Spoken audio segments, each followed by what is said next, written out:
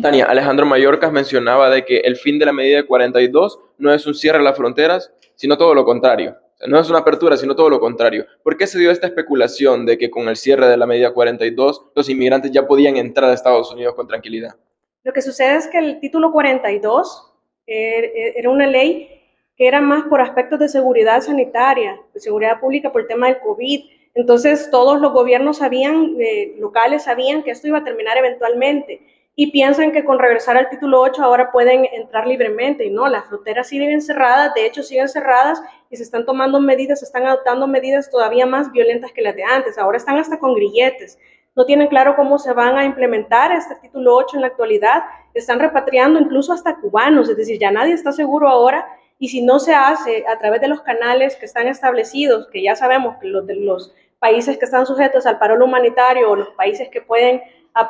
optar a un asilo o a una reunificación familiar, tienen que hacerlo a través de las aplicaciones debidas, tienen que hacer sus solicitudes y llegar a los países amigos que van a colaborar con Estados Unidos, porque de lo contrario lo que hacen es cerrarse las puertas de una forma definitiva. Migrar es un derecho humano y definitivamente Estados Unidos lo ve como un problema de seguridad, entonces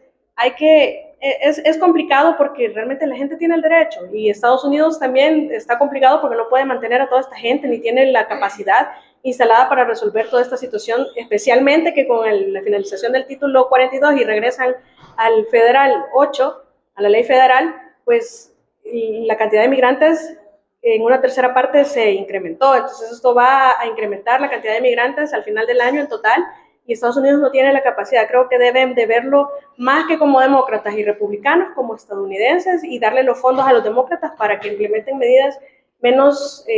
draconianas, digamos, o menos drásticas, porque están incluso hasta penalizando en algunos casos en el estado de Florida con cárcel. Ahí es donde está quizás peor por la ley de DeSantis. Yo creo que representa un motivo para sentirnos orgullosos de los resultados tan efectivos de este plan de control territorial que incluye el régimen de excepción. Realmente a mí me satisface bastante por la cantidad de personas que resultaron beneficiadas, que están siendo beneficiadas. En términos generales, el país está siendo beneficiado porque este emprendedurismo que ahora vemos en estas zonas más vulnerables quizás no nos va a dar réditos ahora mismo, pero en el corto tiempo tiene que verse el resultado de la gente que ahora tiene su dinero para poderlo invertir en algún emprendimiento, aunque digan que la palabra emprendedurismo no existe, pero lo cierto es que vamos a ver los resultados y la libertad con la que ahora se pueden movilizar las personas y visitar a otros familiares en otras zonas que antes eran gobernadas por terroristas, los niños de partir en los parques, ahora realmente es cuando le corresponde al gobierno poder facilitar las condiciones, ya se facilitaron las condiciones para implementar otro tipo de políticas públicas, ahora necesitamos que el Estado esté presente y el Estado en su conjunto todito esté presente en cada una de estas zonas territoriales que son, es decir, la ausencia del Estado es lo que facilitó la réplica o este flagelo de las pandillas en todo el territorio que era gobernado por ellos. Entonces ahora tenemos que lograr que el Estado esté presente y que el Estado esté presente para proporcionarle las oportunidades de una calidad de vida digna a las personas y que esto ya no pase y que a la vez esto va a influir para que ya no haya migración forzada hacia afuera ni tampoco desplazamiento forzado interno, por lo menos por causa de las pandillas. Yo creo que es un día para estar orgullosos por estas personas que ahora gozan de seguridad y siempre hay que recordar que hay un aspecto un poco oscuro que se debe investigar en cuanto a pequeñas redes de corrupción aparentemente dentro de los centros penales y que si no se investigan estas situaciones va a opacar los resultados tan efectivos que hemos tenido en este plan. La vida humana, sea que está un interno, es decir, un preso,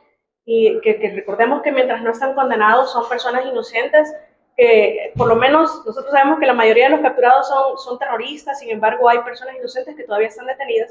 y que cualquier persona que fallezca estando bajo tutela del Estado es responsabilidad del Estado. Las personas que morían, que eran extorsionadas, que eran violadas, que eran el narcotráfico en el territorio, todos los delitos que cometían estas estructuras, también eran responsabilidad del Estado. Es decir, en ambos escenarios es responsabilidad del Estado. La diferencia es que ahora la mayoría de la población es beneficiada o que si lo queremos ver desde el dato crudo y más feo, hay menos personas que están falleciendo aunque por causas podrían pensar algunos más graves, porque estas están muriendo en la tutela del Estado. Aquellas morían en manos de los terroristas. Entonces, los terroristas ahora presuntamente están en su mayoría encarcelados.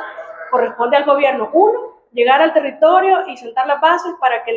este flagelo no se replique. Y dos, asegurarse que dentro de los centros de reclusión, especialmente en el SECOT y todos donde hay terroristas, como hay personas que todavía están inocentes resguardadas allí en calidad de procesados, que ya no sigan falleciendo y que no se les violen sus derechos humanos. Es un reto bastante grande que tiene el Estado. Sin embargo, es importante esto y la depuración de estas pequeñas redes de corrupción que han surgido en centros penales, aparentemente, para que no se opaque todo el resultado positivo que ha tenido este plan. 365 días, lo reitero, es un día histórico para El Salvador. Hay un antes y un después, definitivamente, y todo depende del resultado final que tengamos, y para eso es necesario que la gente siga denunciando. Hay muchos pandilleros ocultos, especialmente en zonas que no son urbanas, y si no los denuncian con nombre y apellido, si tienen miedo, se puede usar el anonimato, pero ponerle fin solo depende del resto de la ciudadanía que sabe dónde están estos pandilleros ocultos. Tania considera que porque van a empezar a implementar nuevamente el título 8 en lugar del título 42 que finalizó el día de ayer a las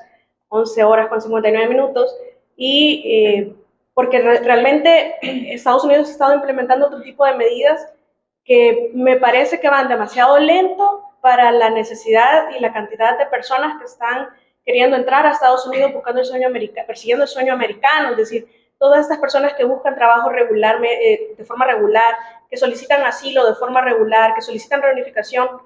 familiar de forma regular, realmente el proceso es lento y las personas son pocas en relación a todos los miles y miles que quieren entrar a Estados Unidos y lograr su sueño americano. Entonces, es difícil saber si va a funcionar. Sin embargo, México está funcionando como una extensión de frontera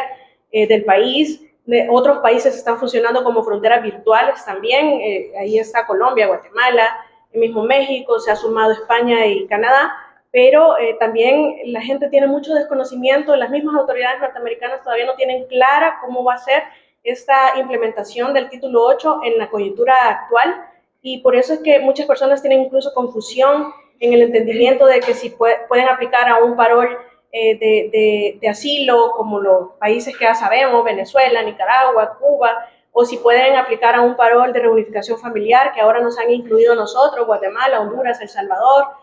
a los países que ya estaban, Haití. Y la situación es que no entienden, bueno, en el CBP-1 o el CBP-1 van a poder hacer la solicitud para llegar a uno de estos otros países,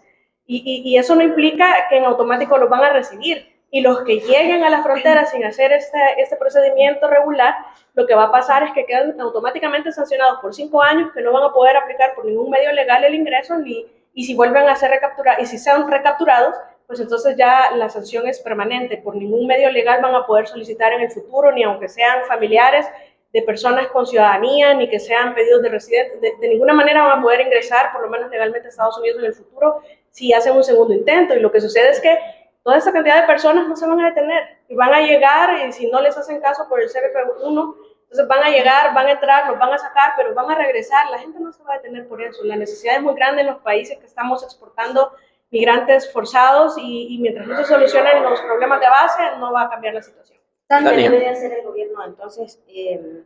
para paliar la migración? Todos los gobiernos, incluido El Salvador, debemos combatir fuertemente, en mi opinión, los paraísos fiscales, la evasión y la elusión fiscal,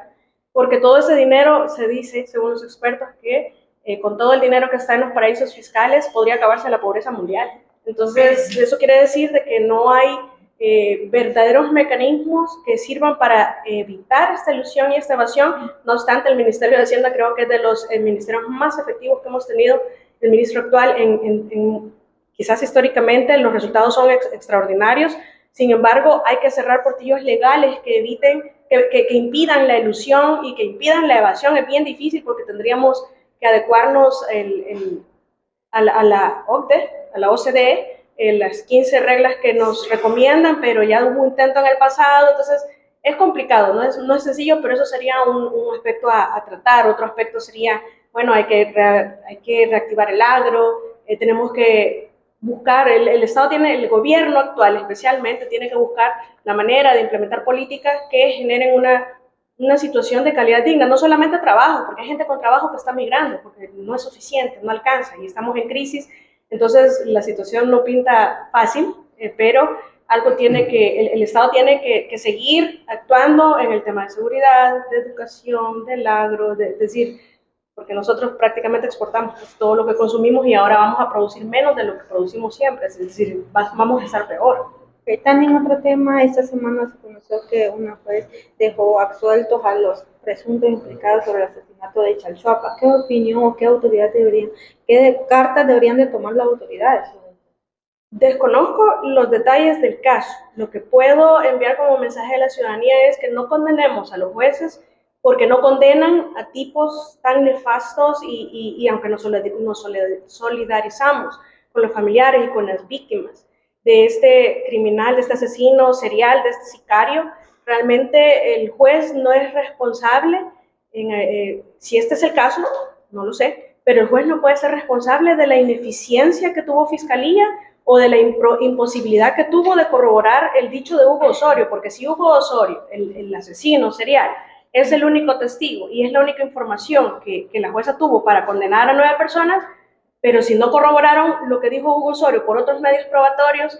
pericial, testimonial, documental, pues la jueza no tiene otra opción que liberar a las personas, que absolverlas, es decir, no hay una opción posible. Y debemos como ciudadanía aprender a respetar la independencia judicial y no condenarlos de corruptos porque no resolvieron lo que nos gusta. Tenemos que poner los ojos hacia donde corresponde y eso es en la Fiscalía General de la República, que ha tenido históricamente un camino de tropiezos en el área investigativa, en esa deficiencia que sientan a imputados a declarar en calidad de testigos o que quieren condenar con criteriados sin corroborar lo que dicen con otros medios probatorios. Entonces, es una serie de deficiencias, hay fiscales muy buenos, sin embargo, la regla general es que todos van con esta línea y especialmente si son casos con resonancia pública o casos políticos. Se conoció también que ya lo volvieron a arrestar. Sí, yo